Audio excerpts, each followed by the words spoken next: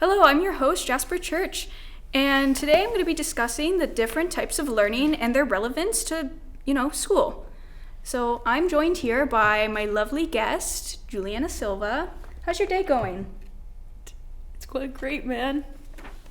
Okay, that's great to hear. So for those who don't know, there's three main learning types. There's kinesthetic, which is hands-on learning. There's visual, which is, reading off of a paper. And then there's auditory, which is listening with your ears. Personally, I'm more of a visual learner. I need to be reading things. Everything goes in one ear, out the other ear. Juliana, what's your learning style? Whatever the one with the hands was. I'm the hands one. Kinesthetic? Yes. All right, so first thing we're going to talk about is, do we really think that the school curriculum, like the whole structure of different classes like math, for example, really take into consideration the other learning types?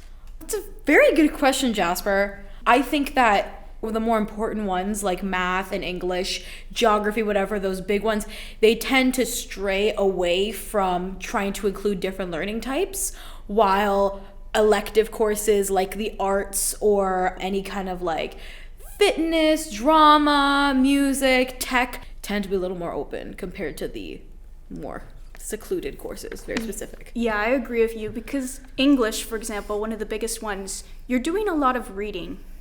For, people like you, the kinesthetic learners, you're not really doing much. No. Besides when you get to actually write, but that's not as fun. So you talked about how other classes, more like the art and tech courses, are more focusing on the different learning types and incorporating the three main ones. I agree with that, because specifically cooking, sure, your teacher is going to tell you, yeah, this is the safety rules, this is how long you can leave something in the fridge, for example. Don't mix with this because that won't work.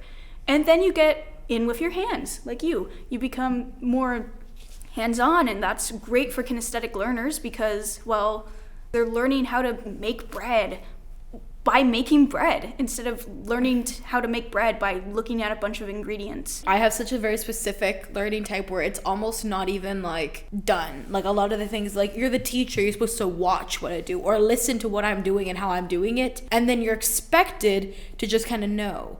See, me personally, I'm the kind of person who has to be taught there in the moment and learn. One of the big things that I actually ended up learning by doing it myself was cooking. I used to work with my nonna, and my nonna would just say, go do it. And then if I made a mistake and I messed up, she would tell me right then and there, change it, do it, take it out, do something like that as I'm doing it, not beforehand, because I have a bad memory and I forget. Yeah. So I really liked how you mentioned your nonna there, because she understands that that's how you learn. She's not telling you right beforehand. She's telling you right then and there when you're actually doing it, which relates to your learning style. But here's the question. Do teachers do the same thing? Because, yeah, you have that really nice, awesome teacher who lets you do everything, but maybe that's not the best for everyone in the class. Do you have any teachers that you would definitely say, yes, they think that there are people who learn differently and need help in certain places and need to either go out and do? Do you have Yeah, totally. I think that a lot of the newer teachers are starting to understand that there are different learning types, and I think that they're starting to open up their courses more to that.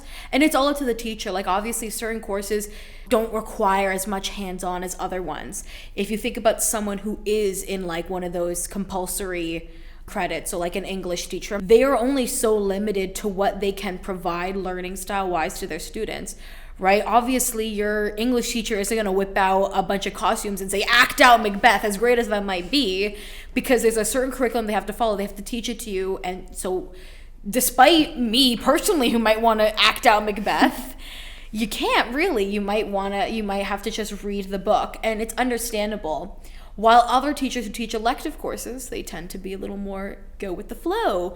If you're taking an arts credit, you might be a little less auditory and visual, which might not be good for that specific learning type, but you might be up on a stage performing something, or behind the scenes learning how to do something for the stage or the setup.